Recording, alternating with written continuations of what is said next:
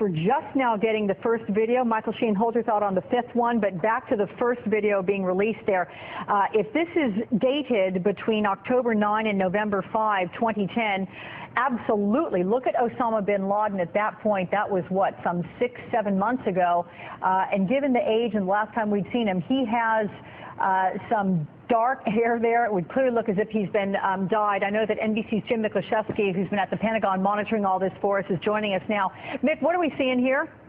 Well, what you're seeing is what has been described already, one of several videos in which he's delivering remarks to, and this one, it's not clear whether this is the first, second, or third video, actually. But in most of these videos, because the audio is not provided, just a description of what he was talking about has been provided to us.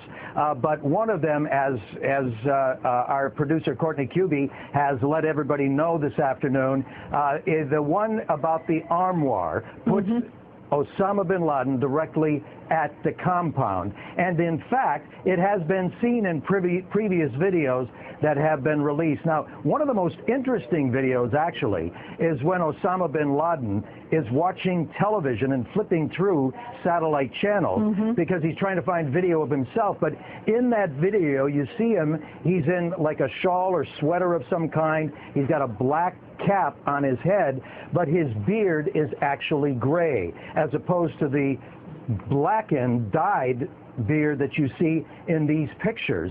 So that video is probably more contemporaneous because the senior intelligence official here told us today that when bin Laden was shot and killed at that compound nearly a week ago now, his beard was in that same gray, not dyed condition. So it appears that that video is probably more contemporary to any other. Now, these intelligence officials had some pretty revealing information, actually.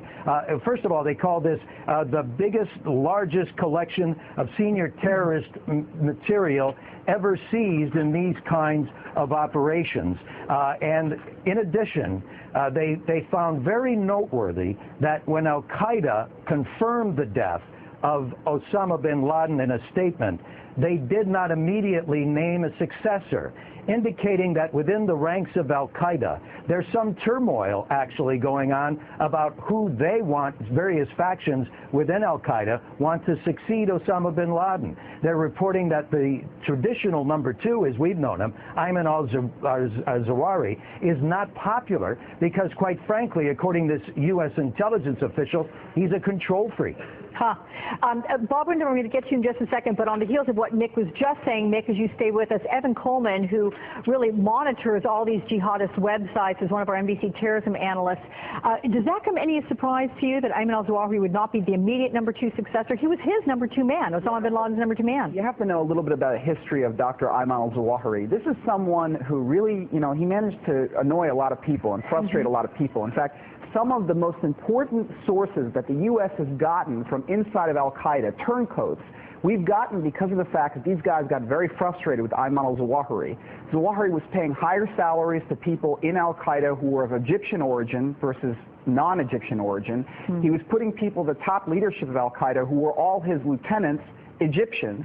And people started coming up and saying, hold on a second, you guys are talking about Palestine. Where are the Palestinian Al-Qaeda leaders? You're talking about Iraq. Where are the Iraqi Al-Qaeda leaders? And so this is the question that Zawahiri is going to have to deal with. With bin Laden at the head as a Saudi, it was a very unifying statement. Zawahiri is not a unifying figure. So will he be accepted by the rank and file of Al-Qaeda? Well, big question there. Hey, Nick, I understand you've got something more to add? If I could just go down a couple of key points that were revealed in this briefing we had, which just wound up a couple of minutes ago. They're telling us that they have gotten many golden nuggets of communications leading to the identities of other key Al-Qaeda figures.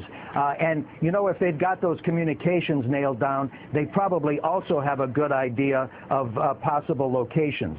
They do describe that compound as an active command and control center. Despite what had been said for years about Osama bin Laden being primarily an aspirational figure, they say he was in fact involved strategically, tactically and inspirationally in planning and attempting to carry out al-Qaeda attacks. There was an interesting question about, were the Pakistanis aware that Osama bin Laden was there in Abbottabad at that compound? And you have to, the briefer was very precise in the language. He said essentially that there is no evidence that the Pakistani government had any awareness of Osama bin Laden's presence there. But he used the term Pakistani government. When I specifically asked, does that include the ISI, the military, he repeated Pakistani government and really physically just turned his attention away from me. So it just by the body language and the actual words he spoke, it appears that there may be somewhere in this evidence some connection to people within the ISI and the military, which of course is a huge bone of contention and has tensions rising between the U.S. and Pakistan. Incredible, and also, Mick, that will fly in the face of the perspective offered up by the Pakistanis right now that suggests that Osama bin Laden was penniless, that he was unable to do any sort of direction from this compound. I mean, what the United States is saying is exactly the opposite of that, that he was certainly in command and control, if not ideologically, on a very practical level.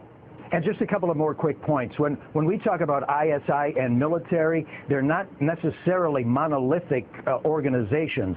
Other sources have told us that there's no indication that leadership in either of those organizations may have been aware, but they're talking about people down lower in the chain of command. Yeah. And Mick, I want to tell everyone what we're seeing here. This is video number 2, everyone, where you see Osama bin Laden. He's watching himself. I'm assuming that this camera is going to pan a little bit, and you'll see him right there. There he is. And you'll see him there with this stocking cap on and the gray beard, which again the briefer said this is the condition in which they found Osama bin Laden, with this gray beard as he strokes it with the other hand while working the controller like most American men watching sports on the weekend, right. Quite frankly, as he's flipping the channels to find reports about himself. What they do say, they're not aware if this is live TV, although it does look like a satellite menu up on the screen. And at one point you can see many of the news networks, including Al Jazeera and the like.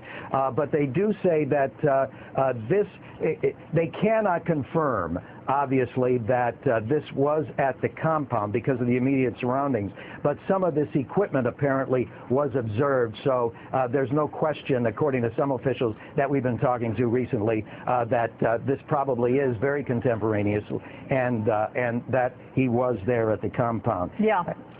Mick, I also want to confirm that we have been handed, literally, just in terms of our NBC News perspective, we've been handed a DVD on which these 5 videos are compiled. So for anybody watching this, we are just playing this straightforward. So if you just stay with us, and we're going to play it all right here for you, but you'll see at different points coming up on your television screen what looks like a DVD menu. That is what it is. We click from the first DVD, or the first video rather, to the second, in which we are right now. And they are relatively short videos, actually. And again, the sound was taken out primarily, according to the briefers, because they did not want to use this as further propaganda to spread the word and the message of al-Qaeda. But I can tell you that also that in the evidence that they found, that there was still a very, according to the briefers, there still was very an intense interest and motivation on the part of Osama bin Laden, certainly, but al-Qaeda, to stage